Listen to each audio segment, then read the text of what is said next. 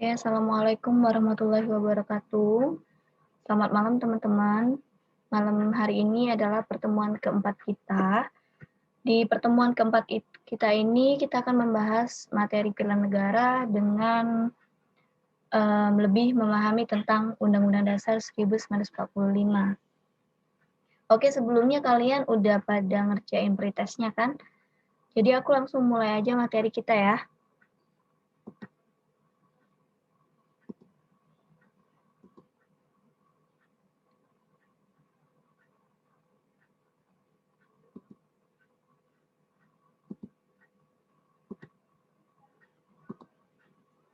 Oke, malam hari ini kita membahas tentang pilihan negara dengan submaterinya Undang-Undang Dasar 1945. Apa sih konstitusi itu? Jadi di Undang-Undang Dasar 1945 ini ada namanya konstitusi. Nih, secara terminologis, konstitusi adalah keseluruhan peraturan atau hukum, baik yang tertulis maupun tidak tertulis, yang mengatur secara terikat cara suatu pemerintahan diselenggarakan dalam suatu masyarakat negara. Nih, jadi konstitusi ini adalah hukum tertulis dan hukum tidak tertulis yang mengatur tentang pemerintahan negara kita. Jadi pemerintahan kita ini diatur berdasarkan Undang-Undang Dasar 1945. Nih, ada syarat-syarat terjadinya konstitusi. Ada 3 syarat. Yang pertama itu adanya perlindungan atas asas demokrasi. Kenapa harus ada perlindungan atas asas demokrasi? Karena kita ketahui bahwa Indonesia itu harus berdasarkan demokrasi. Demokrasi Indonesia itu kita bebas berpendapat, kita bebas untuk menyuarakan suara kita. Jadi kita suara-suara kita tersebut kita udah dilindungi oleh Undang-Undang Dasar. Lalu adanya kedaulatan rakyat. Kenapa harus ada kedaulatan rakyat? Karena kalau rakyat aja tidak diberi kedaulatan, gimana suatu negara ini bisa berjalan dengan rapi dan juga bisa berjalan dengan lancar. Maka di situ juga rakyatnya harus diperhatikan dan rakyatnya harus diberi kedaulatan. Lalu yang ketiga adanya hukum yang adil. Nih, jadi di Indonesia itu yang kita ketahui bahwa Indonesia adalah negara hukum. Jadi apapun yang kita lakukan, kita selalu diawasi oleh hukum. Kalau kita melakukan suatu pelanggaran, maka kita akan diberikan hukuman yang setimpal sesuai dengan apa yang kita lakukan. Makanya konstitusi itu harus ada hukum yang adil. Nih, ini adalah kedudukan Undang-Undang Dasar 1945 sebagai Konstitusi Republik Indonesia.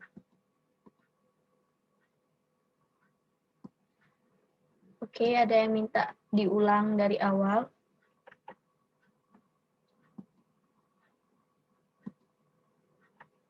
Nih. Nah, ini konstitusi ya, Kak. Jadi konstitusi itu secara terminologis, konstitusi adalah keseluruhan peraturan atau hukum, baik yang tertulis maupun tidak tertulis, yang mengatur secara terikat cara suatu pemerintahan diselenggarakan dalam suatu masyarakat. Nih, jadi dalam konstitusi itu, dia berupa hukum, hukum yang tertulis maupun hukum yang tidak tertulis, hukum yang terlihat maupun tidak terlihat. Jadi dia hukum di Indonesia ini mengikat suatu pemerintahan, bagaimana cara suatu pemerintahan kita diselenggarakan. Makanya pemerintahan di Indonesia ini diselenggarakan dengan mengacu pada Undang-Undang Dasar 1945. Lanjut, ini syarat terjadinya konstitusi tadi ya teman-teman. Jadi yang pertama adanya perlindungan atas asas demokrasi. Jadi hak suara kita, hak kita berpendapat itu harus dilindungi. Kalau kita tidak dilindungi, maka kita tidak bisa berpendapat sembarangan, tidak bisa menyuarakan apa yang ada di dalam pikiran kita. Lalu yang kedua adanya kedaulatan rakyat. Kedaulatan rakyat ini harus ada karena kalau rakyatnya tidak berdaulat, maka bagaimana suatu negara akan diselenggarakan dengan aman, dengan tentram, dan dengan cara yang benar. Gitu. Kalau misalnya kita nggak dikasih kedaulatan, terus apa jadinya Indonesia ini gitu. Lalu adanya hukum yang adil. Hukum yang adil ini adalah hukum yang kita akan kita dapatkan. Contohnya kalau kita ngelakuin suatu kesalahan, maka kita akan mendapatkan hukum yang setimpal. Seperti yang kita ketahui bahwa di Indonesia adalah negara hukum. Ini adalah kedudukan Undang-Undang Dasar 1945 sebagai Konstitusi Republik Indonesia. Ada dua tinjauan tentang kedudukan Undang-Undang Dasar 1945 ini. Yang pertama, dilihat dari segi bentuknya. Dilihat dari segi bentuknya berdasarkan konstitusi, maka itu secara tertulis dan tidak tertulis. Kalau secara undang-undang, itu secara tertulis saja, tidak secara tidak tertulis. Lalu yang kedua, itu dari segi sifatnya. Dari segi sifatnya ini, Undang-Undang Dasar memiliki sifat mengikat, oleh karenanya makin elastik sifatnya, aturan itu semakin baik. Konstitusi menyangkut cara suatu pemerintahan diselenggarakan nih. Jadi dari segi sifatnya itu dia mengikat. Jadi kalau misalnya ada aturan yang lebih baik, maka itu juga akan lebih baik. Jadi konstitusi itu mengikat. Kalau pemerintahan akan diselenggarakan seperti ini, maka harus pemerintahan itu berdasarkan dengan Undang-Undang Dasar. Lalu ini ada sejarah Konstitusi Republik Indonesia. Oke, jadi sejarah Konstitusi Republik Indonesia ini ada 4 periode ya, teman-teman. Jadi yang periode pertama dimulai pada tanggal 17 Agustus 1945 sampai 27 Desember 1949. Konstitusinya yaitu berupa Undang-Undang Dasar 1945. Nah, yang kedua itu adalah pada tanggal 27 Desember 1945 sampai 17 Agustus 1950 itu dikenal dengan Konstitusi Republik Indonesia Serikat. Jadi di Konstitusi Republik Indonesia Serikat itu dia dari 27 Desember sampai 17 Agustus 1950. Terus ada periode yang ketiga yaitu pada tanggal 17 Agustus 1950 sampai 5 Juli 1959 yang kita kenal sebagai Undang-Undang Dasar Sementara 1950. Nah, jadi ini undang-undang yang kita pakai sementara aja. Pada tanggal 5 Juli 1959 sampai 19 Oktober 1999, nah itu Undang-Undang Dasar 1945 diberlakukan kembali. Pada tanggal 5 Juli 1959 ini dikeluarkan dekret presiden. Nah, jadi ada isi-isinya nanti dekret presiden ini yaitu Undang-Undang Dasar 1945 diperlakukan kembali lalu konstituante itu dibubarkan. Nah, terus di periode terakhir, periode kelima pada tanggal 19 Oktober 1999 sampai sekarang ini undang-undang yang kita pakai itu adalah Undang-Undang 1945 yang sudah diamandemenkan. Teman-teman, ya ini sejarahnya ya teman-teman. Ini periode Undang-Undang Dasar 1945 pada tanggal 18 Agustus 1945 sampai 27 Desember 1949. Ini Undang-Undang Dasar 1945 ditetapkan sebagai Konstitusi Republik Indonesia, namun tidak sepenuhnya dilaksanakan. Nih, kenapa nggak tidak sepenuhnya dilaksanakan? Pada periode 18 Agustus 1945 sampai 14 November 1945, negara kita berbentuk negara kesatuan. Bentuk pemerintahannya berupa republik. Lalu berbentuk kabinet yaitu kabinet presidensial. Nah, lalu di periode 14 November 1945 sampai 27 Desember 1949, kita berubah lagi bentuk negara kita tetap kesatuan, bentuk pemerintahannya tetap republik, tetapi kabinet kita udah berganti dari presidensial menjadi kabinet parlementer. Lalu periode yang kedua tadi yaitu Konstitusi RIS nih, Konstitusi Republik Indonesia Serikat. Pada tanggal 27 Desember 1949 sampai 17 Agustus 1950. Apa sih yang terjadi pada saat Konstitusi RIS ini sendiri? Ya. Konstitusi RIS ini diberlakukan sebagai akibat bergabungnya Indonesia ke dalam Uni Indonesia Belanda dan sistem pemerintahannya berubah menjadi parlementer nih. Jadi di undang-undang yang periode sebelumnya dari yang presidensial menjadi parlementer itu akan membuat lagi membuat suatu konstitusi RIS. Lalu konstitusi RIS ini pada tahun 1949 disahkan melalui keputusan Presiden pada tanggal 31 Januari 1950 nomor 48 LN 50/3 dan diundangkan pada tanggal 6 Februari 1950.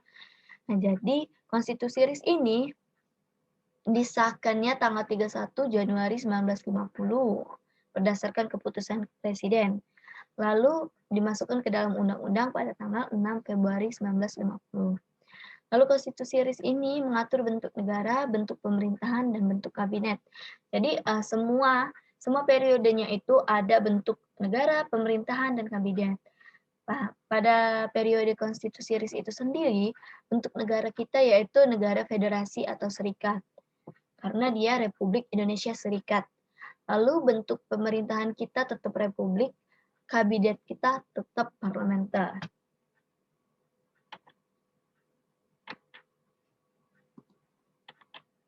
Nih, lalu di periode ketiga ada Undang-Undang Dasar Sementara yang berlaku sejak 17 Oktober 1950 sampai 5 Juli 1959. Indonesia menganut sistem demokrasi liberal. Namun konstitusi ini tidak berlangsung lama karena tidak sesuai dengan kepribadian dan cita-cita bangsa Indonesia.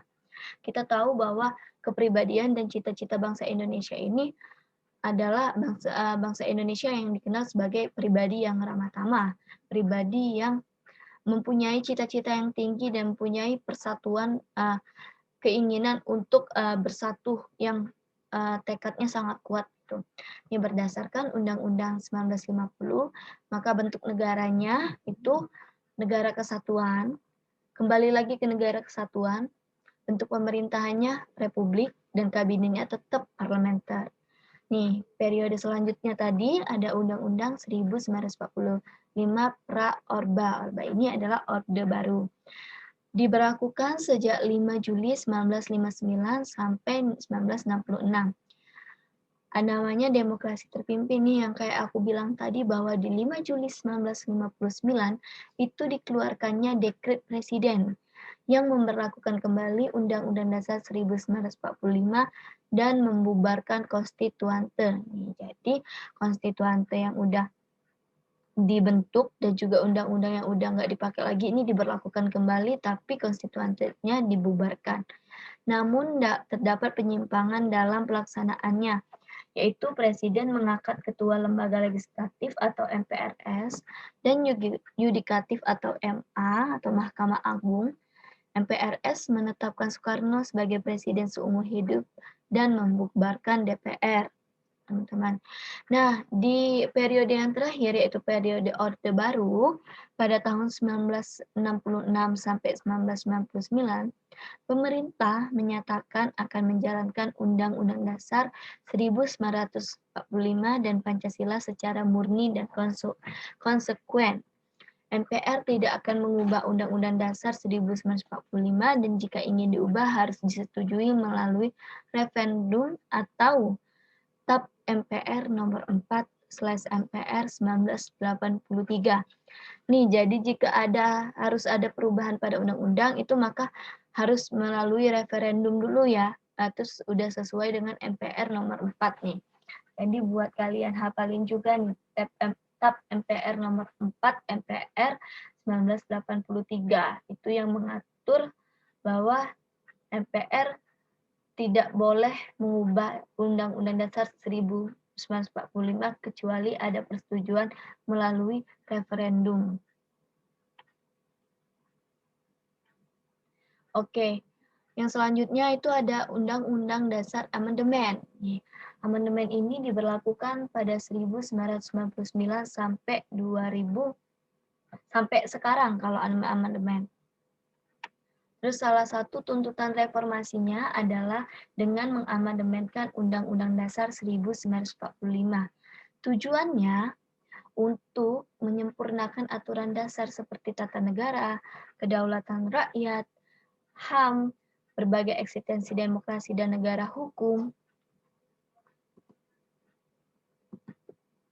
Bentar ya teman-teman, aku ada sedikit kesalahan.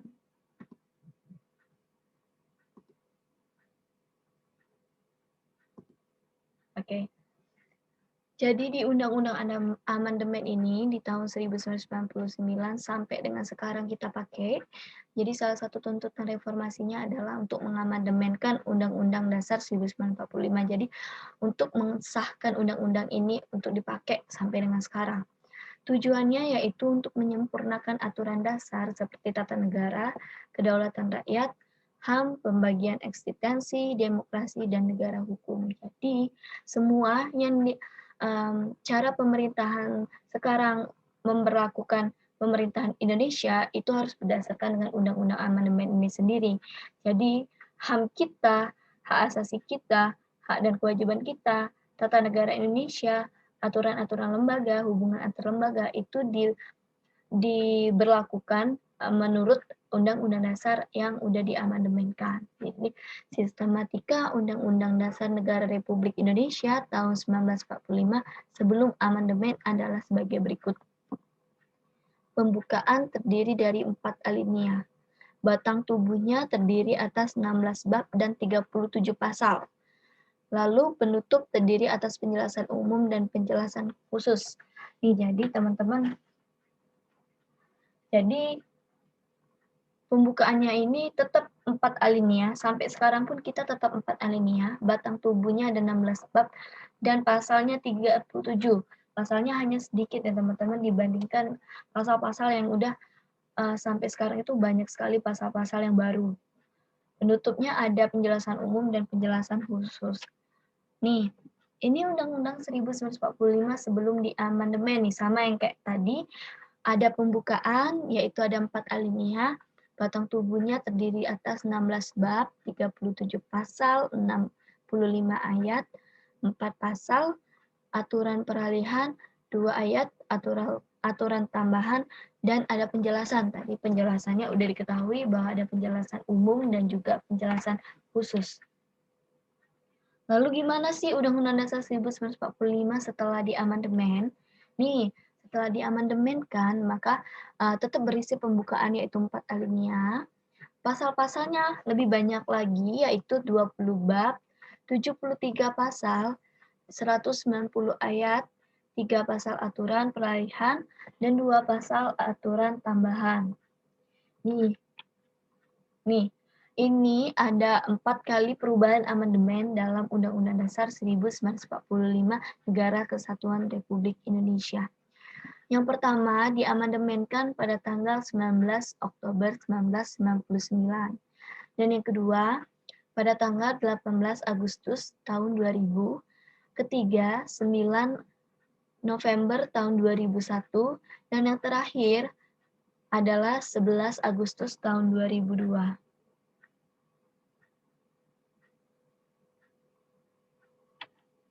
Oke.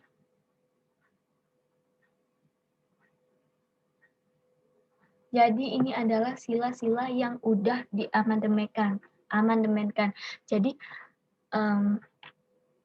sila-sila ini ada 4 sila yang udah diamandemenkan oleh Undang-Undang Dasar 1945.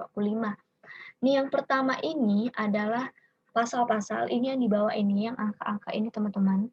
Ini adalah pasal-pasalnya, dan ini adalah singkatan-singkatan yang mungkin bisa kalian hafalkan.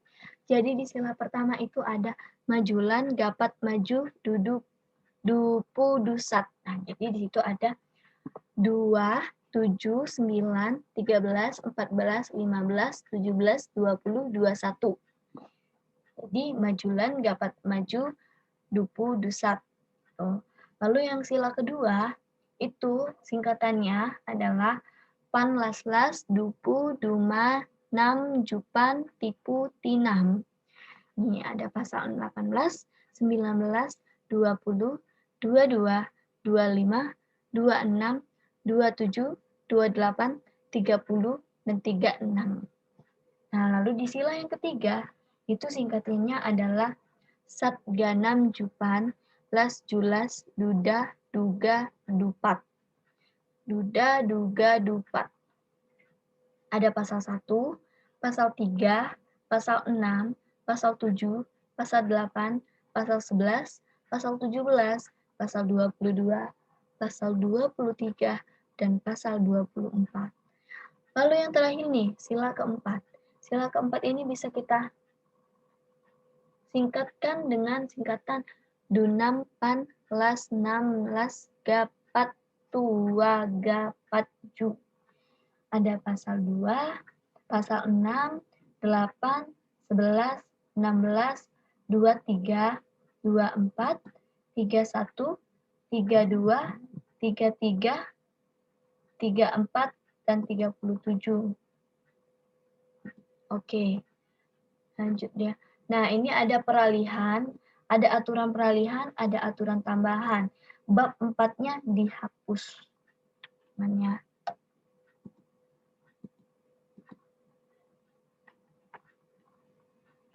Kita lanjut. Nih, ini adalah sila-sila yang tidak diamandemenkan atau pasal-pasal yang tidak diamandemenkan. Ada 40 dulas dulan gama. Jadi adalah 4, 10, 12, 29, 35. Nih, 3 garis besar batang tubuh atau pasal-pasal Undang-Undang Dasar 1945. Yang pertama itu adalah bentuk negara, yang kedua lembaga negara, dan yang ketiga warga negara. Nih, bentuk negara, lembaga negara, warga negara ini adalah garis besarnya. Nantinya akan kita pelajari di pertemuan-pertemuan selanjutnya, seperti khusus tentang NKRI, khusus tentang bela negara, hubungan antar lembaga, maupun yang lainnya yang menyangkut tentang Negara Kesatuan Republik Indonesia. Ini penjabarannya dalam bentuk bab-bab nih. Jadi yang nggak ada tadi, nih. Tadi yang nggak ada bab berapa nih? Nih, bab 4, ada 10, ada 12, 29, 35. Nih, jadi yang dijabarkan dalam garis besarnya ini, bab 1 itu mengatur tentang bentuk negara kita. Bentuk negara kita adalah negara kesatuan, bentuknya republik. Bab kedua tentang Majelis Permusyawaratan Rakyat atau MPR. Bab 3 adalah tentang kekuasaan pemerintahan. Bab kelima adalah tentang Kementerian Negara. Jadi kementerian-kementerian itu masuknya di bab 5. Kalau kalian melamar di kementerian, kalian harus tahu kalau ada pertanyaan, masuk bab berapa sih di undang-undang tentang penataan kementerian ini, berarti dia masuk di bab 5. Nah, sedangkan kayak aku adalah ASN di pemerintahan kota, jadi aku pemerintahan daerah. Jadi semua sistem atau aturan-aturannya itu melalui bab 6, sesuai dengan bab 6 Undang-Undang Dasar 1945. Ada perbedaan ya, berarti di aturan antara pemerintahan daerah dengan kementerian itu sendiri gitu. Lalu bab 7 itu membahas tentang DPR atau Dewan Perwakilan Rakyat. Lalu di bab 7 biasa, jadi ada penjabarannya, itu ada bab 7A. Di bawah DPR itu ada DPD. Lalu bab 7B itu ada pemilu. Jadi pemilihan umum kita juga harus berdasarkan Undang-Undang Dasar 1945. Sesuai dengan bab 7B. Nah, di bab 8 ada tentang hal keuangan. Nah, turunannya ini ada bab 8A, yaitu BPK atau Badan Pemeriksa Keuangan. Nah, jadi hal-hal yang keuangan, berarti Kemenku juga nggak hanya Kementerian Keuangan, nggak hanya di bab 5, mereka juga mengacu di bab 7 dan bab 8, karena mereka pasti akan saling keterikatan satu sama lain. Gitu. Jadi kalau misalnya nanti ada soal tentang Kemenku, itu berdasarkan bab berapa? Kalau nggak ada pilihannya di bab 5, kementerian, berarti jawabannya kalau nggak 8, itu 8A. Lalu ada bab 9 tentang kekuasaan kehakiman. Nih, jadi kekuasaan kehakiman ini kehakiman ini di bawah naungan Mahkamah Agung ya, teman-teman. Kalian jangan salah, bukan di kejaksaan. Jadi kalau kehakiman ini semua berada di Mahkamah Agung gitu. Hakim yang di kejaksaan itu hanya hakim yang diperbantukan gitu. Jadi kalau tes kehakiman, terus hakimnya diambil dari mana, itu semuanya ada di Mahkamah Agung. Kalau misalnya ada pertanyaan Mahkamah Agung mengacu pada bab berapa, berarti dia bab 9. Terus ada bab 10 tentang warga negara dan penduduk. Nah, jadi ini hak-hak kita juga ada tuh di bab 10 kita sebagai warga negara. Nah, bab 10A turunannya ada tentang hak asasi manusia kita. Lalu bab 11 agama, ada bab 12 yaitu tentang pertahanan dan keamanan.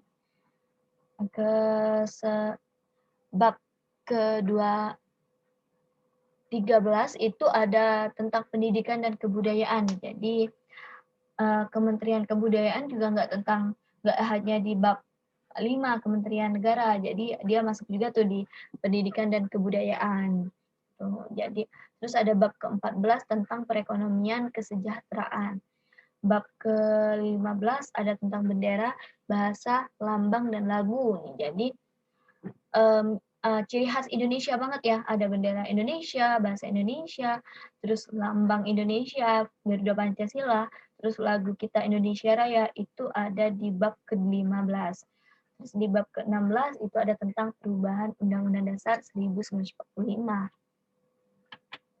Oke, teman-teman, ini adalah pokok-pokok pikiran yang terkandung dalam pembukaan Undang-Undang Dasar 1945 berdasarkan TAP MPRS nomor 20 /MPRS /1966. Ada 4 pokok pikirannya. Yang pertama itu adalah negara harus melindungi segenap bangsa Indonesia dan seluruh tumpah darah Indonesia dengan berdasarkan asas persatuan. Ini jadi pokok pikiran yang pertama ini berdasarkan dengan Pancasila, sila ketiga. Sila ketiga ya teman-teman, jadi dia itu akan berdasarkan dengan asas persatuan. Jadi semuanya itu harus dilakukan dengan merujuk kepada persatuan bangsa. Lalu yang kedua itu adalah negara hendak mewujudkan keadilan sosial bagi seluruh rakyat Indonesia, yaitu sila kelima, teman-teman. Jadi keadilan sosial itu sila kelima. Terus pokok pikiran yang ketiga yaitu adalah negara yang berkedaulatan rakyat berdasarkan atas kerakyatan dan permusyawaratan atau perwakilan, atau sila keempat kita.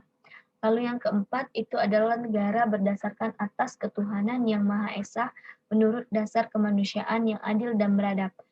Ada di sila pertama dan kedua. Jadi kalau misalnya nanti kalian dapat soal, apa aja sih kira-kira pokok pikiran yang terkandung dalam pembukaan Undang-Undang Dasar itu ada 4. Jadi urutannya itu yang pertama sila 3, 5, 4, 1, 2. Itu teman-teman. Kalau nggak ada si 5 dasar Pancasila kita ini di pilihan jawabannya, otomatis itu bukan pokok-pokok pikiran ya teman-teman. Nah itu yang harus kalian hafal tuh salah satunya itu adalah TAP MPR-nya ini nomor keberapa. Nah TAP MPR-nya nomor 20 /MPRS /1966.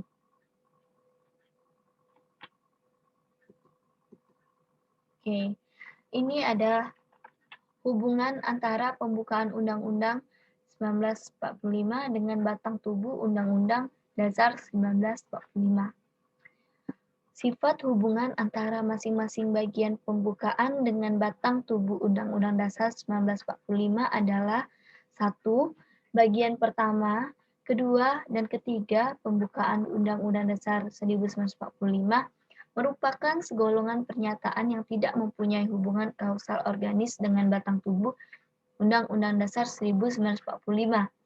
Nih, jadi bagian dari pembukaan undang-undang ini kan ada 4 alinea. Bagian pertama, kedua, dan ketiganya ini tidak ada hubungannya dengan batang tubuh Undang-Undang Dasar 1945. Oh, teman-teman. Lalu yang kedua, bagian keempatnya ini, pembukaan Undang-Undang Dasar 1945, mempunyai hubungan yang bersifat kausal organis dengan batang tubuh Undang-Undang Dasar 1945 yang mencakup beberapa segi.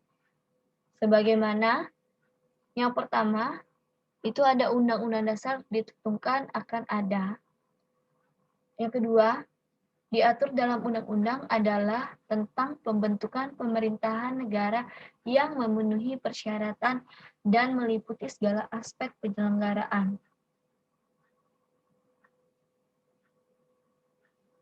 Nah, jadi negara Indonesia, lalu yang selanjutnya adalah negara Indonesia ialah berbentuk republik yang berkedaulatan rakyat. Ditetapkannya dasar negara. Jadi di bagian keempat undang-undang kita itu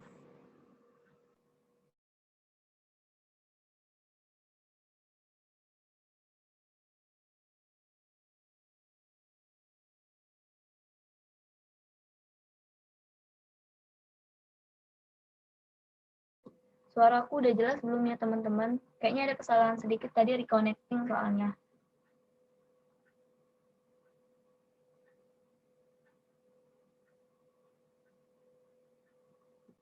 Kedengeran ya teman-teman? Halo?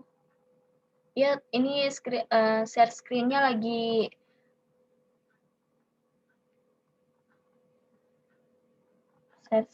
itu lagi ditutup karena tadi aku reconnecting teman-teman.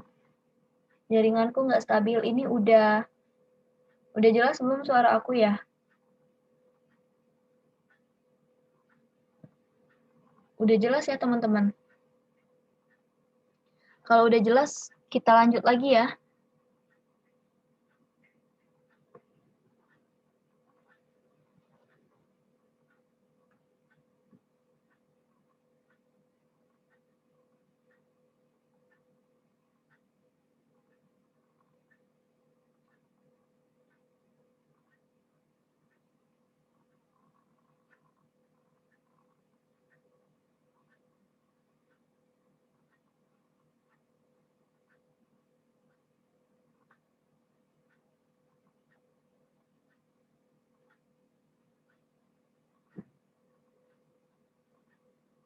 Udah jelas ya teman-teman suaraku? Kita mulai lagi ya.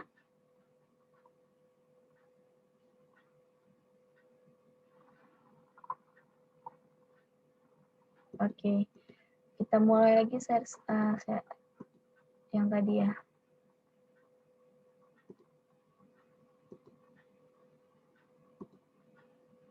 Oke, kita tadi udah sampai ke hubungan ini ya teman-teman.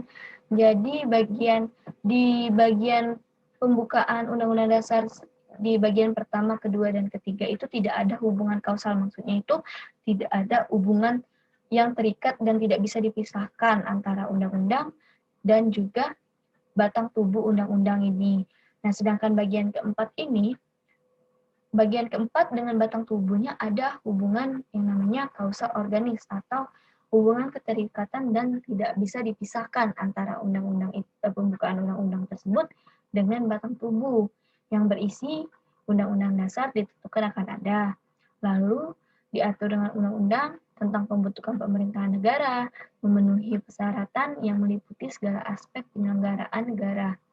Lalu negara Indonesia ialah berbentuk republik yang berkedaulatan rakyat. Jadi nggak bisa dipisahkan lagi nih. Jadi Indonesia udah bentuk republik dan berkedaulatan rakyat. Lalu ditetapkannya dasar negara kita yaitu Pancasila. Nggak bakal berubah lagi nih Pancasila kita. Lalu ada nilai-nilai yang terkandung dalam pembukaan Undang-Undang Dasar 1945. Nih, dalam pembukaan Undang-Undang Dasar 1945 di alinea pertama, kedua, dan ketiga, itu terkandung yang pertama, nilai-nilai hukum kodrat di alinea pertama yang konsekuensinya direalisasikan dalam alinea kedua, dan hukum Tuhan dan hukum etis pada alinea ketiga yang kemudian dijelmakan dalam alinea keempat, yang merupakan dasar bagi pelaksanaan dan penjabaran hukum positif di Indonesia. Nih, ini adalah hubungan antara pembukaan Undang-Undang Dasar 1945 dengan proklamasi 17 Agustus 1945. Berdasarkan sifat kesatuan antara pembukaan Undang-Undang Dasar 1945 dengan proklamasi kemerdekaan 17 Agustus 1945, Maka sifat hubungan antara pembukaan dengan proklamasi adalah sebagai berikut. Yang pertama, memberikan penjelasan terhadap dilaksanakannya proklamasi pada tanggal 17 Agustus 1945, yaitu menegakkan hak kodrat dan hak moral dari setiap bangsa akan kemerdekaan. Yang kedua, memberikan penegasan terhadap dilaksanakannya proklamasi 17 Agustus 1945, yaitu bahwa perjuangan gigih bangsa Indonesia dalam menegakkan hak kodrat dan hak moral. Lalu yang ketiga, memberikan pertanggungjawaban terhadap dilaksanakan proklamasi 17 Agustus.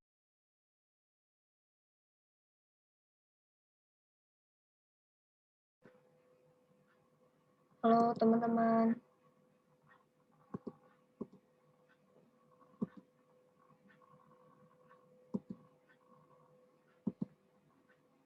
Kayaknya sinyalku sedikit ini. Udah jelas belum? Ya teman-teman, kita lanjut ya. Oke.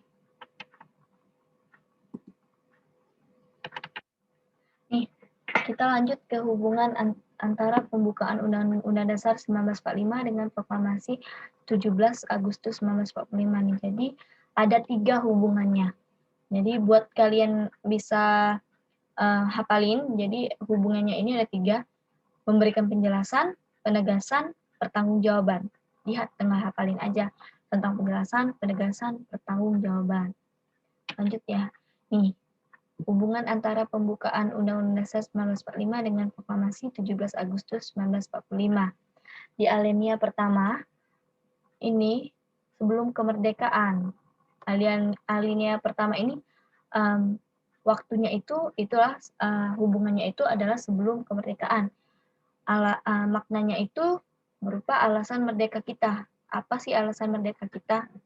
Lalu di alinea kedua, detik-detiknya ini menjelang kemerdekaan yang mempunyai makna proses perjuangan kita. Lalu yang ketiga, saat kemerdekaan. Nah, isinya ini pernyataan kemerdekaan. Terus alinea keempat, ini masa setelah kemerdekaan. Yang isinya itu mengisi tentang kemerdekaan. Nih, ini adalah pasal-pasal di Indonesia. Ini ada bab 1 tentang bentuk negara ya. Tadi di bab 1 kalau nggak salah, bentuk negara. Nah, itu di bentuk negara ini ada pasal 1 dan pasal 2. Pasal 1 ada ayat 1-nya tentang kesatuan republik, ayat kedua tentang kedaulatan rakyat, dan ayat ketiga tentang negara hukum. Nah, di pasal kedua, ayat pertama ada tentang MPR, di mana MPR ini ada DPR plus DPD dan pemilunya. Nah, pasal kedua itu, yang keduanya, sidang minimal 1 kali dalam 5 tahun. Itu makanya tuh kita sering banget tuh kalau misalnya udah mau pemilihan presiden baru, itu pasti kita akan menyaksikan sidang MPR per 5 tahun, hanya sekali, minimal sekali. Tuh. Seperti sidang yang kemarin di tahun Pak Jokowi dipilih kembali, itu ada kan sidangnya sebelum ada MPR baru, sebelum kita ada pemilu serentak. Tuh. Lalu ada putusan melalui suara terbanyak. Jadi tetap pemilu itu melalui suara terbanyak kita, makanya kita ada sistem coblos. Gitu. Lalu MPR nih, apa aja sih MPR ini? MPR ini yang masuk adalah pasal ketiga dan pasal keempat. Di pasal ketiga itu ada tentang mengubah undang-undang dasar. Nah, jadi perubahan undang-undang dasar itu dipegang oleh MPR. Terus mengangkat presiden dan wakil presiden. Itu juga kewenangan MPR. Lalu hanya dapat diberhentikan presiden dalam masa jabatannya. Nih, jadi yang bisa memberhentikan presiden dalam masa jabatannya ini, kekuasaannya itu dipegang oleh MPR.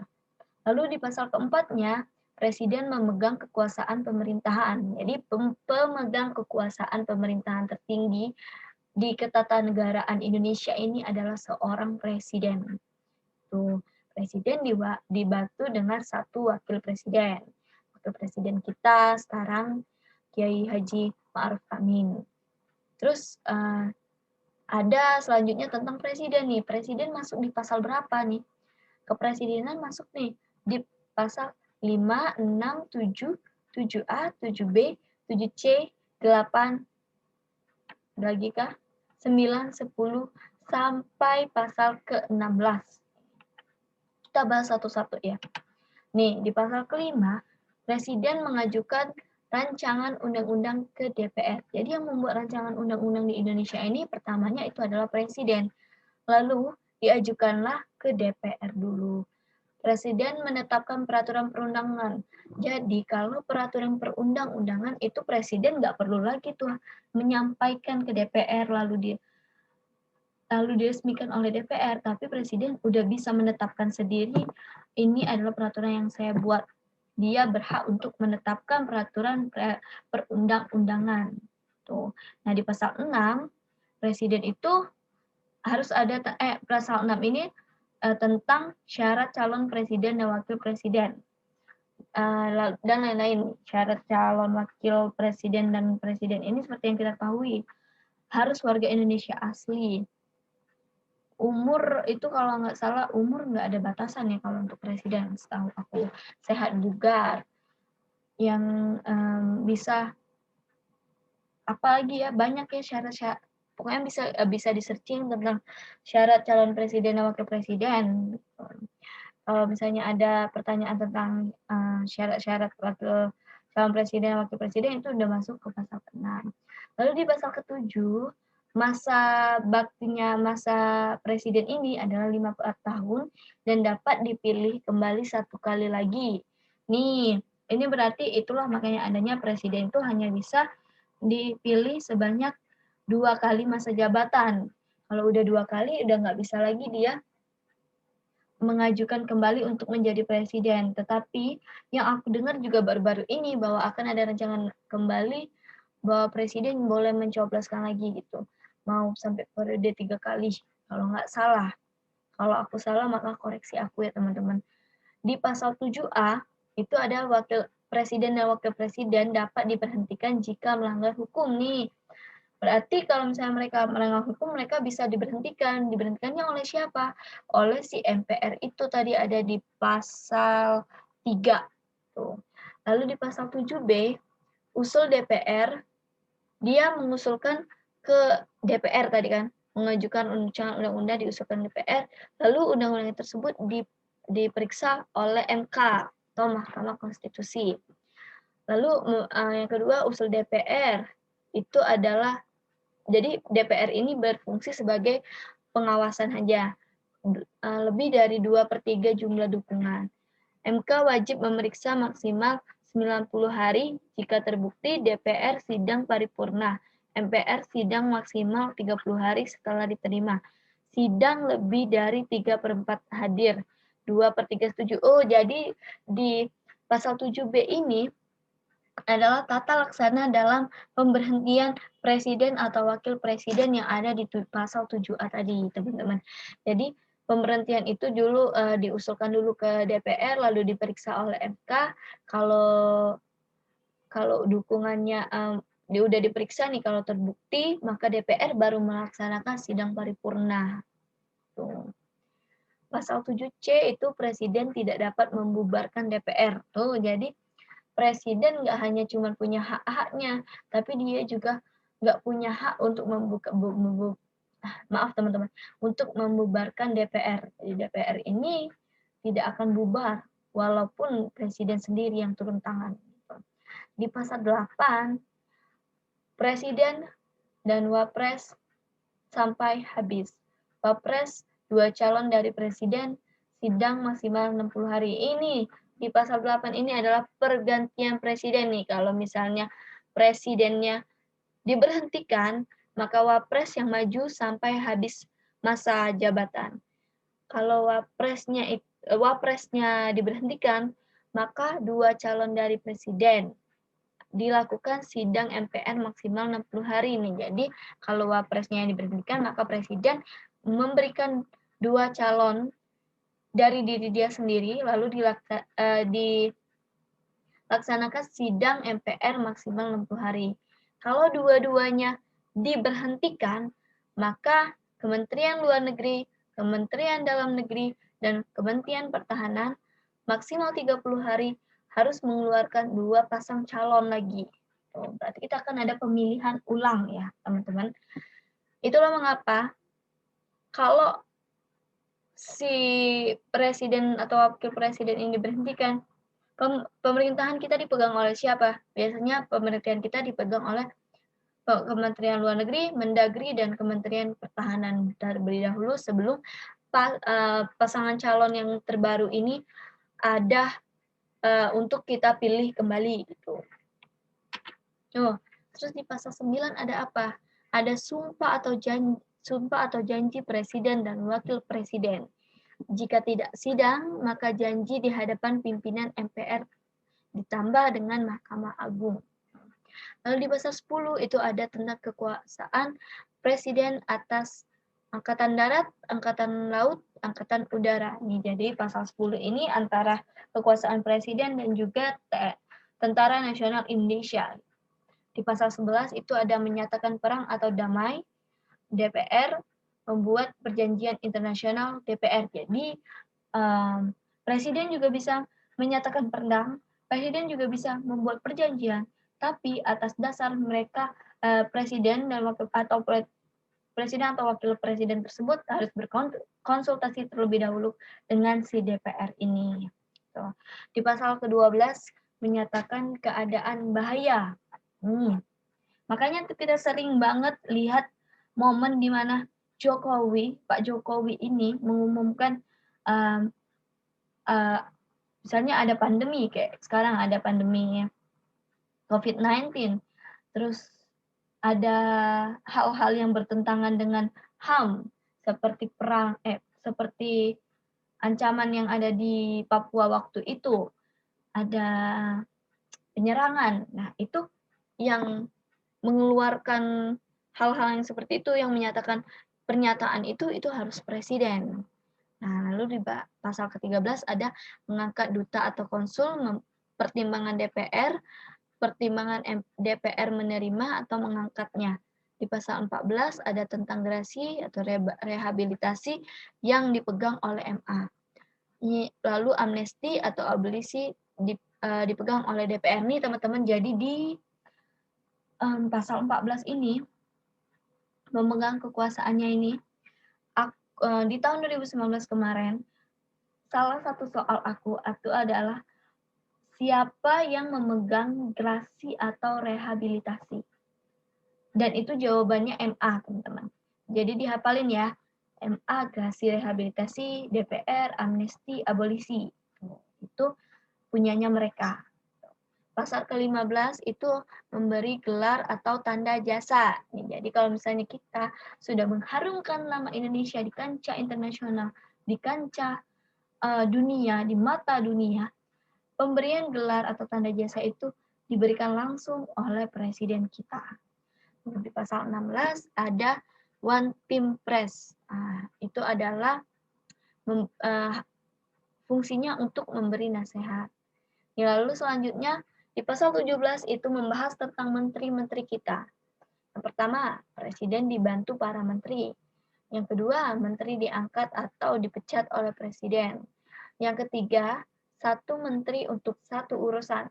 Seperti yang kita tahu bahwa menteri kelautan ada satu, menteri perikanan ada satu, menteri ekonomi ada satu. Seperti itu ya. Jadi harus satu urusan, satu juga menterinya.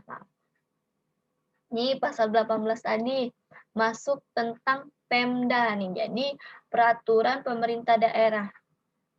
Itu ada di pasal 18. Ini NKRI yang terdiri dari provinsi ditambah kabupaten atau kota. Daerah mengurus sendiri pemerintahannya nih. Jadi daerah itu diberikan kekuasaan untuk mengurus sendiri pemerintahannya, mau seperti apa pemerintahannya. Tetapi tetap tetap harus memakai Persatuan Negara Republik Indonesia itu. DPRD melalui pemilu nih. Jadi ada DPRD Dewan Perwakilan Rakyat Daerah di Palembang, contohnya dipilihnya juga melalui pemilu. Gubernur, wali kota, bupati juga secara demokratis, secara pemilu, udah masing-masing kita punya hak masing-masing untuk memilih. Itu otonomi daerahnya diberikan otonomi daerah seluas-luasnya, berhak menetapkan perdanya. Jadi kayak aku sendiri ada tuh peraturan daerahku tentang rumah sakitku sendiri gitu. Terus di pasal 18A nih turunannya dari pasal 18 itu adalah hubungan pusat daerah memperhatikan kekhususan atau keragaman daerah. Dan yang kedua, hubungan pusat daerah secara adil dan selaras. Di pasal 18B turunannya lagi mengakui daerah otonomi khusus atau istimewa, lalu mengakui hukum adat sesuai dengan NKRI. Lanjut nih, di pasal 19, 20, 20A, 21, 22, 22A, 22B itu membahas tentang DPR. Di pasal 19 itu anggota DPR dipilih melalui pemilu juga. Susunannya diatur undang-undang dan sidang minimal 1 kali per tahun. Nah, jadi di tahun ini 2021 ini maka DPR pun akan melakukan sidang minimal harus sidang 1 kali dalam setahun. Di pasal 20 yaitu membentuk undang-undang, membahas rencana undang-undang dengan presiden, kalau tidak disetujui undang-undangnya maka tidak diajukan lagi. Berarti pengajuan rencana undang-undang itu hanya bisa diajukan 1 kali saja. Lalu mengesahkan rancangan undang-undang menjadi undang-undang itu tugasnya DPR juga. Lalu sah meski tak ada tanda tangan presiden dalam 30 hari. Karena yang mengesahkannya udah DPR, jadi nggak perlu lagi tanda tangan presiden, nggak apa-apa kalau nggak ada. Di pasal 20A tuh DPR berfungsi sebagai legislasi, anggaran, pengawasan, hak interpelasi, angket, pendapat, hak pernyataan, usul pendapat, imunitas. Di pasal 21, anggota berhak mengajukan rencana undang-undang. Berarti rancangan undang-undang itu tidak hanya diajukan atau dirancang, tidak hanya diajukan oleh presiden, anggota DPR pun mereka boleh mengajukan rancangan undang-undang. Di pasal 22, presiden menetapkan peraturan perundangan mendapatkan persetujuan dari DPR. Jika tidak setuju, maka peraturan tersebut harus dicabut. Maka peraturan perundang-undangan itu juga bisa dicabut oleh DPR kalau DPR-nya tidak setuju. Nah, pasal 22A itu adalah tentang pembentukan undang-undang. Lalu pasal 22B itu pemberhentian DPR.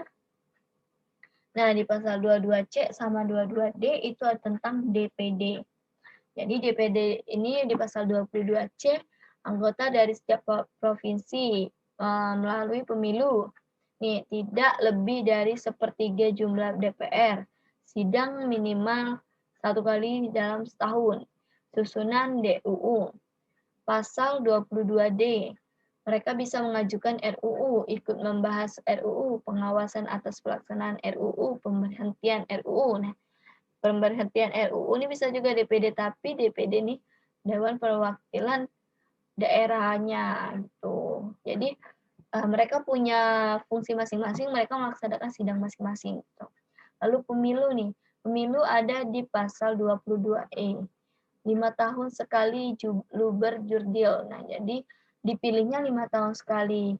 Seperti memilih presiden, DPD, DPRD, presiden, wakil presiden, serta DPR, DPRD dari parpol, peserta DPD, individu, KPU nasional, tetap mandiri, dan lain-lainnya.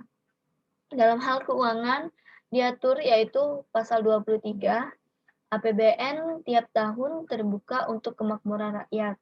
RUU diajukan presiden dibahas dengan DPR, maaf. Tidak setuju pakai yang tahun lalu. Jadi rencana undang-undangnya yang direncanakan setiap tahun itu, maka dibahas dulu antara Presiden dan DPR. Kalau tidak setuju, maka yang dipakai adalah undang-undang yang tahun lalu. Pasal 23A tentang pajak, pasal 23B tentang mata uang kita adalah rupiah, pasal 23C keuangan, pasal 23D itu tentang bank sentral. Jadi bank sentral kita yang kita gunakan itu adalah Bank Indonesia. Oke. Ini ada lagi BPK nih. BPK itu masuk di pasal 23E, 23F, 23G. Fungsinya di 23E itu adalah memeriksa PT JKN. Lalu hasil diserahkan kepada DPR, DPRD, dan DPD. Hasil ditindaklanjuti. Alurnya ya teman-teman. Terus di pasal 23F, anggota BPK ini dipilih dari DPR, disahkan oleh Presiden. Jadi anggota DPR ini ada yang masuk menjadi anggota BPK dan disahkan oleh Presiden. Lalu bisa jadi dari pimpinan dipilih anggota juga. Lalu pasal 23G, kedudukannya itu adalah pusat plus perwakilan. Nah, kehakiman nih, kehakiman ada di pasal 24. Merdeka menegakkan hukum atau keadilan. MK ditambah MA, umum, agama, MIL, TUN, badan lain. Sedangkan MA-nya sendiri, Mahkamah Agung, ada di pasal 24A. Yang pertama, kasasi, menguji peraturan terhadap undang-undang. Yang kedua, integritas profesional, pengalaman, calon hakim agung dari Komisi Yudisial kepada DPR disahkan Presiden. Lalu yang keempat, ketua atau wakil dari oleh hakim agung. Lalu ada komisi yudisial. Komisi yudisial itu berada di pasal 24B. Fungsinya untuk mengusulkan hakim agung, pengetahuan, pengalaman, integritas anggota diangkat Presiden atas DPR. Mahkamah Konstitusi. Mahkamah Konstitusi ini ada di pasal 24C. Wewenangnya menguji undang-undang terhadap undang-undang dasar, membubarkan partai politik, memutuskan sengketa pemilu atau lembaga negara. Ini seperti yang kita tahu bahwa sengketa pemilu kemarin ada di antara Pak Jokowi dengan Bapak Prabowo yang dimenangkan oleh Bapak Joko Widodo sebagai presiden kita yang terpilih sekarang ini. Tuh. Jadi si MK ini ya yang mengatur sengketa pemilu tersebut. Lalu yang kedua, memberikan putusan atas usul DPR tentang pelanggaran presiden atau wakil presiden. Anggota 9 sama dengan 3 presiden, 3 DPR, 3 MA. Nih. Jadi beremuk nih. Ada 3 presiden, 3 dari presidenan, 3 dari DPR, dan 3 dari MA untuk memutuskan ini usul DPR tentang pelanggaran presiden atau wakil presidennya itu sendiri. Diketuai atau wakil dipilih dari oleh hakim konstitusi. Integritas mengurusi konstitusi tidak rangkap jabatan. Jadi jabatannya nggak bisa dirangkap, nggak bisa udah jadi ketua terus mau jadi apalagi gitu, nggak bisa. Dia cuma satu orang, satu jabatan. Di pasal 25 ada tentang syarat hakim. Lalu tentang warga negara nih. Warga negara ada di pasal 25A, 26, 27, dan 28. Di pasal 25A itu tentang wilayah negara. Wilayah negara Republik Indonesia itu ada dari Sabang sampai Merauke. Gitu. Terus ada lagi perbatasan-perbatasan antara Indonesia dan negara lainnya. Itu diatur di pasal 25A. Lalu di pasal 26 itu ada warga negara adalah warga negara asli Indonesia, penduduk Indonesia adalah warga asli negara Indonesia, dan penduduk asing yang tinggal di Indonesia. Gitu. Itu ada di pasal 26. Lalu pasal 27, hak kedudukan sama di mata hukum, hak pekerjaan dan penghidupan yang layak, hak wajib membela negara. Nih, jadi kalau kita sama pekerjaan tentang penghidupan, membela negara itu masuk di 27. Yang membedakannya apa? Kalau kedudukan sama di mata hukum itu 27A, kalau hak pekerjaan 27B, hak wajib membela negara itu adalah 27C. Nah, di pasal 28 itu ada tentang kebebasan berserikat. Ini teman-teman, untuk rampungnya nih ada 28A. Ini HAM ya teman-teman. Pasal 28 ini mengatur tentang hak asasi manusia. Nih, ini ada seperti lingkaran ini nih. Terbagi menjadi dari 28A sampai 28C. Jadi 28A itu 28A itu hak untuk kita hidup. 28B hak untuk membentuk keluarga yaitu melalui sebuah pernikahan. Hak 28C untuk mengembangkan diri, ya mengembangkan diri melalui apapun itu, pendidikan, kita mengikuti pelatihan, itu udah mengembangkan diri. Terus di 28D ada pengakuan sama di depan hukum, jadi di depan hukum kita itu sama. 28E bebas memeluk agamanya, jadi kita bebas memeluk agama apapun. Di Indonesia juga ada beberapa agama di Indonesia yang kita udah ada toleransinya masing-masing terhadap agama-agama tersebut. Lalu di 28F ada hak untuk berkomunikasi. Jadi kita mau komunikasi sama siapapun, mau di luar negeri, mau di dalam negeri, kita udah punya hak tersebut. Terus 28G yaitu perlindungan diri pribadi. Jadi kalau kita berhak tuh menolak apapun karena kita di situ kita melindungi diri kita. 28H hidup sejahtera lahir dan batin. Kita berhak mendapatkan hak itu sejak kita lahir sampai kita nanti dipanggil sama Yang Maha Kuasa, kita berhak hidup sejahtera di Indonesia ini. Terus 28I ada hak perlindungan, pemajuan, penegakan, dan pemenuhan HAM. Itu tanggung jawab pemerintah. Jadi HAM kita ini, hak asasi manusia kita ini, dipertanggungjawabkan oleh pemerintah. Lalu 28J adalah menghargai hak orang lain ini. Selain kita punya hak sendiri, kita diberikan hak, kita pun juga harus menghargai hak orang lain. Nah, lalu tentang agama. Tentang agama ini ada di pasal 29, yaitu ketuhanan yang Maha Esa dan menjamin kebebasan beragama. Terus, pertahanan dan keamanan ada di pasal 30, yaitu warga negara berhak dan wajib dalam mempertahankan keamanan negara. Sistem pertahanan keamanan negara itu adalah TNI bersama-sama dengan Polri dan rakyat kita. Nah, dengan susunan TNI ini untuk pertahanan negara kita. Kalau Polri itu untuk keamanan negara kita. Kalau kita untuk aktif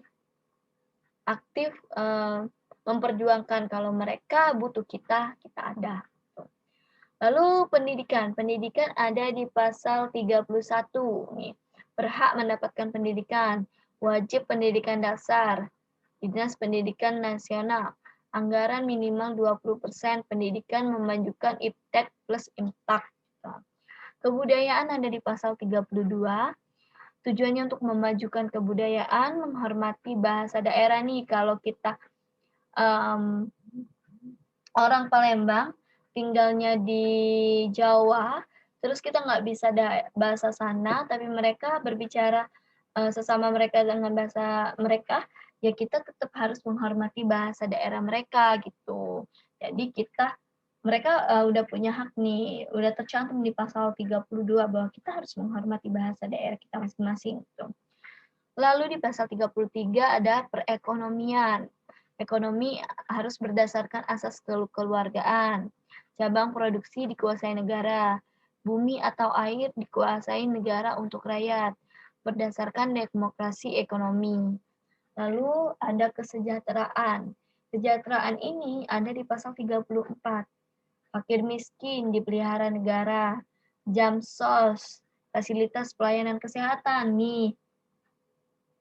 Seperti aku, berarti aku pelayanan kesehatan, berarti aku mengikuti pasal 34 nih.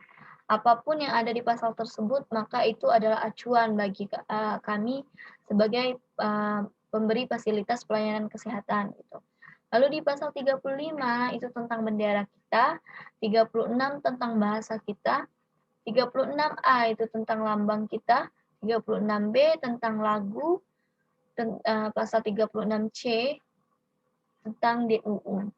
Perubahan Undang-Undang Dasar nih. Perubahan Undang-Undang Dasar di pasal 37 itu usul amandemen oleh minimal sepertiga MPR. Setiap usul diajukan tertulis ditambah dengan alasannya. Nah, di dalam amandemen harus dihadiri 2/3 dari anggota MPR. 50% ditambah 1 MPR, maka itu disetujui. Bentuk NKRI tidak akan pernah dapat diubah. Tuh, teman-teman. Jadi kita akan selamanya, nama kita ini adalah Negara Kesatuan Republik Indonesia. Itu terdapat di pasal 37. Ini ada pasal peralihan nih.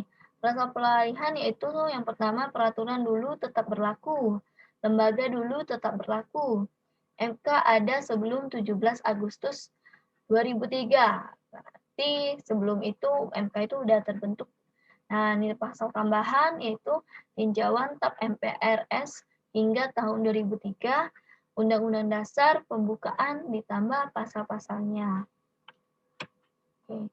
Ini ada 7 kunci pokok sistem pemerintahan Indonesia berdasarkan Undang-Undang Dasar 1945. Nih, yang pertama, Indonesia adalah negara yang berdasarkan atas hukum. Indonesia adalah negara hukum. Yang kedua, sistem konstitusional. Yang ketiga, kekuasaan negara yang tertinggi di tangan Majelis Permusyawaratan Rakyat. Ini kekuasaan negara yang tertinggi ya.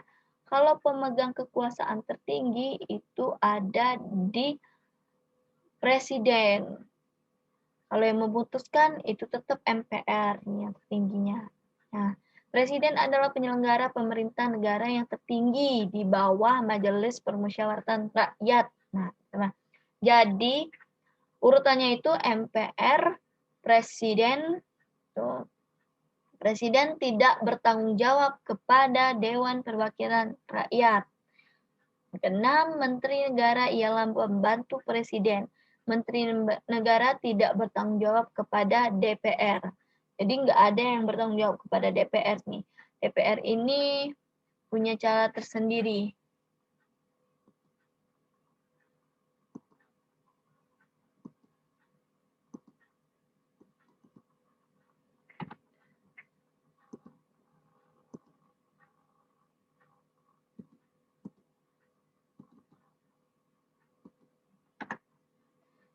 Teman-teman.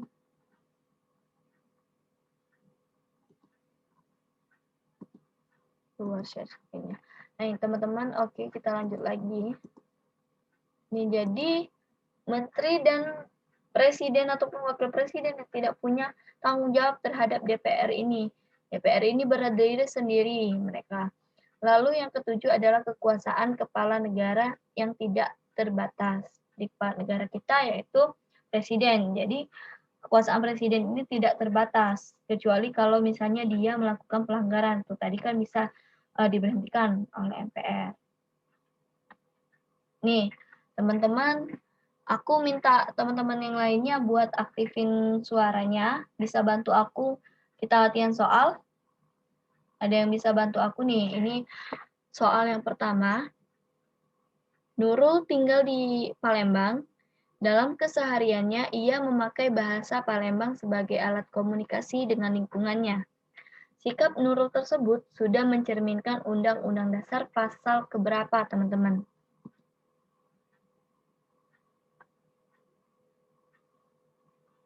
Ada yang bisa bantu aku?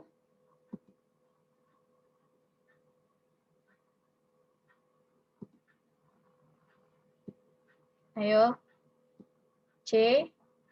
Ada yang jawab C. Terus? Sudah sangat jelas ya, berarti ini adalah tentang bahasa.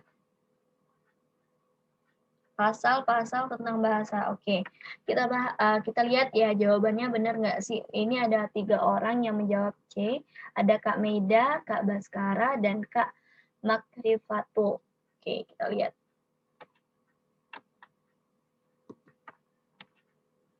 Oke, benar teman-teman ya. Jadi, sikap Nurul itu mencerminkan bahwa dia mencintai bahasa daerahnya sekaligus melestarikannya. Maka sikap tersebut masuk pada Undang-Undang Dasar 1945 Pasal 32 Ayat 2 yang berisi bahwa negara menghormati dan memelihara bahasa daerah sebagai kekayaan budaya bahasa nasional. Lanjut soal kedua. Ini teman-teman, soal keduanya. Silakan pahami, Berti merupakan warga negara Indonesia. Pada tahun 2014, Indonesia melakukan pemilihan umum untuk memilih presiden dan wakil presiden periode 2014-2019. Pada pemilu tersebut, Berti menggunakan hak pilihnya sebagai seorang warga negara Indonesia. Dengan menggunakan hak pilihnya, maka Berti sudah melaksanakan isi dari Undang-Undang Dasar 1945 pasal keberapa, teman-teman? Biar ada pemahaman juga.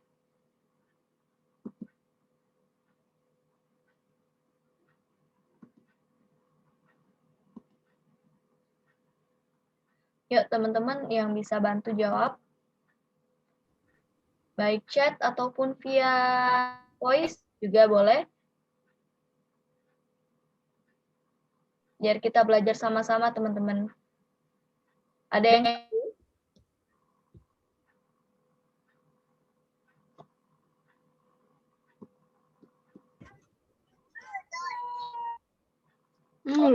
ada yang tahu ini jawabannya apa?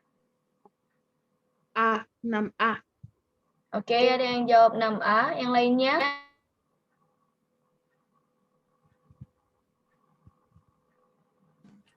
Enam A, Kak. Oke, ini adalah hak tentang hak pilihnya ya, hak milih kita. Oke, kita lihat ya, tadi dijawabnya itu adalah oke, Kak Nelly.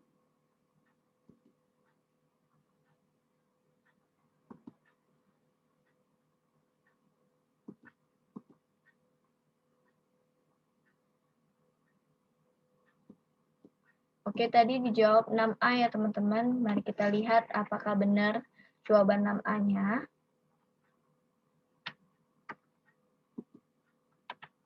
Yap, benar. Jadi, nih pembahasannya teman-teman.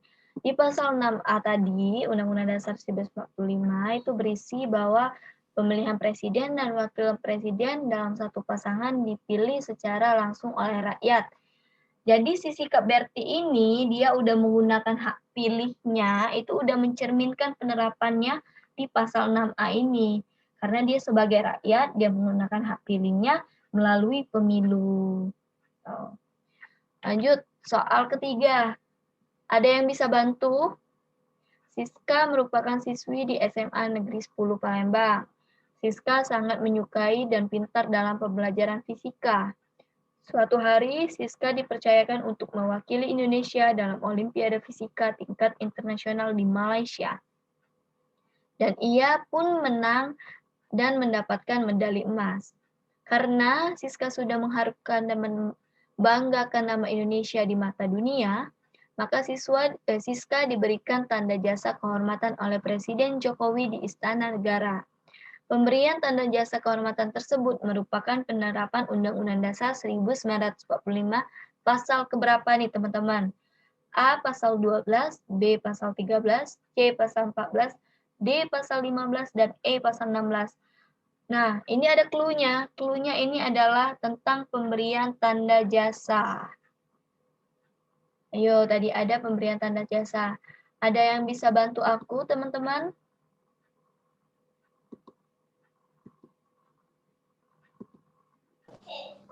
Pasal 15, Kak. Oke, ada yang jawab pasal 15. Apakah ada yang pasal lainnya? Ini pasal 15 semua ya jawabnya. Oke. Kita lihat ya, apakah benar jawabannya di pasal 15. Ya, benar teman-teman. Jadi, nih, di pemberian gelar dan tanda jasa kehormatan itu oleh Presiden tertuang pada Undang-Undang Dasar 1945 di pasal 15. Udah 3 soal ini rata-rata semuanya udah benar semua ya. Nah, nanti soal TWK yang mungkin akan keluar mungkin soalnya akan seperti ini. Panjang, tapi hanya spesifik pada satu pertanyaan. Lanjut soal yang keempat. Nih, teman-teman ada yang bisa. Aisyah merupakan warga negara Malaysia. Setelah ia dewasa, ia pindah ke negara Indonesia dan bekerja di Indonesia. Ia menetap di Indonesia sudah cukup lama. Ia pun menikah dengan warga asli Indonesia keturunan Jawa. Setelah menikah, ia resmi disahkan oleh Undang-Undang Dasar sebagai warga asli Indonesia. Hal tersebut sudah sesuai dengan Undang-Undang Dasar 1945 pasal keberapa? A. 23, B. 24, C. 25, D. 26, dan E. 27. Ayo, ada yang tahu nggak teman-teman? Pasal 26. Udah ya. Ketahuan. Ya, benar. Jadi memang pasal ke-26. Nih, pada pasal 26 di Undang-Undang Orang Indonesia Asli dan yang termasuk orang Indonesia itu adalah orang Indonesia asli dan orang-orang dari bangsa lain yang udah disahkan oleh undang-undang. Maka ia udah menjadi warga negara Indonesia. Kenapa si Aisyah ini udah masuk sebagai warga negara Indonesia? Karena dia udah menikah dengan warga asli Indonesia dan udah disahkan oleh si undang-undang ini. Nih, soal terakhir. Salah satu syarat terjadinya konstitusi. Tadi syarat terjadinya konstitusi itu ada 3 ya teman-teman. Nih, salah satunya apa? Ada yang tahu?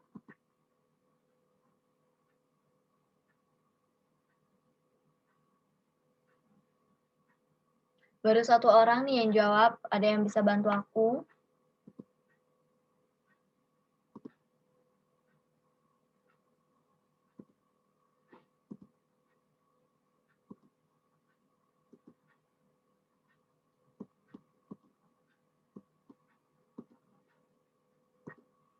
Oke.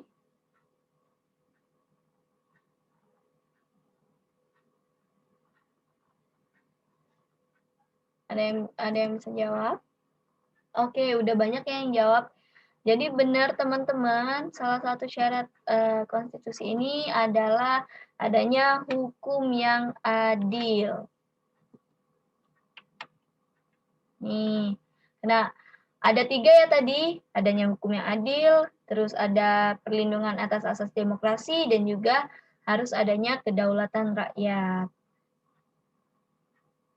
Oke teman-teman, untuk materi malam ini udah sampai di sini. Kalau ada yang mau tanya-tanya silahkan ditanyakan melalui room chat kita bisa, atau mau speaker langsung juga nggak apa-apa. Sebelum kita masuk di soal post-test kita.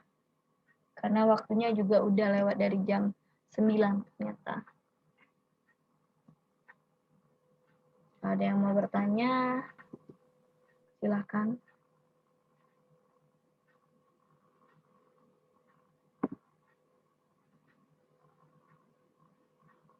Kalau tidak ada yang mau bertanya, maka aku akan men-share link post-test kita, teman-teman.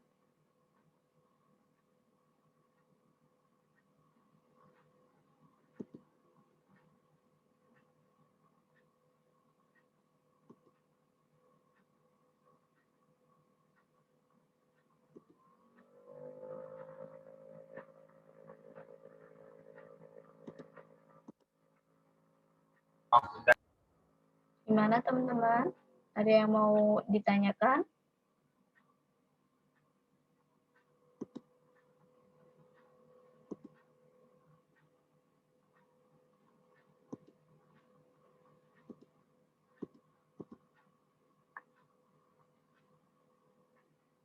Oke, nanti semua materi pretest, post-test, dan juga materi malam ini, PPT-nya akan aku kirim di grup melalui Drive, Google Drive aja ya teman-teman, sekalian juga recording-nya juga.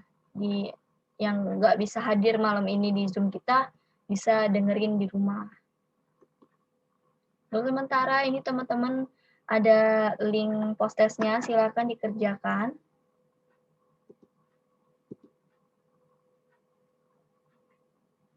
Aku akan share link post-testnya juga di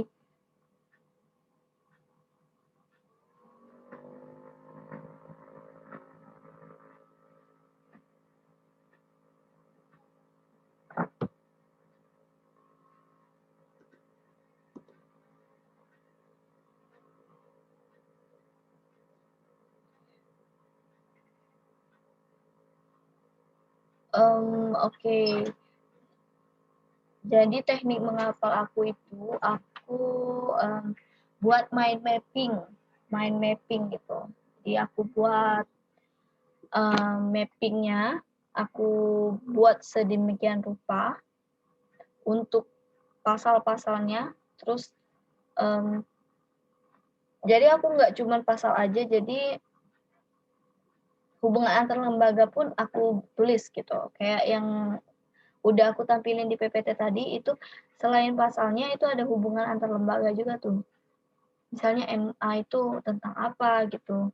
Jadi di mind mapping-nya itu misal tentang MA ini masuk di pasal apa, terus apa aja kerjanya gitu.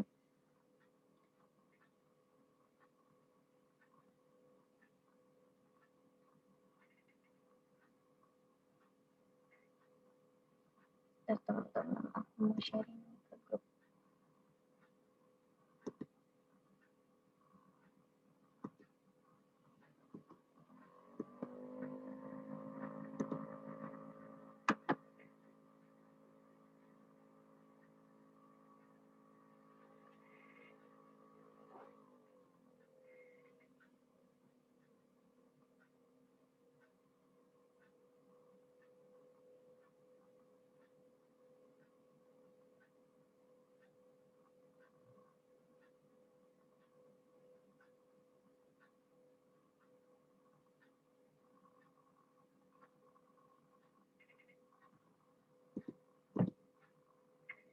Oke teman-teman, ini udah menunjukkan jam 9 lebih, maka udah berakhirnya sesi kita malam hari ini. Untuk sesi pertemuan selanjutnya kita akan membahas tentang pilihan negara lagi, lebih khusus ke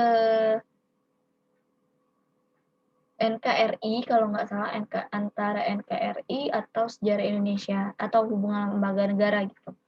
Nanti akan aku kasih tahu sebelumnya.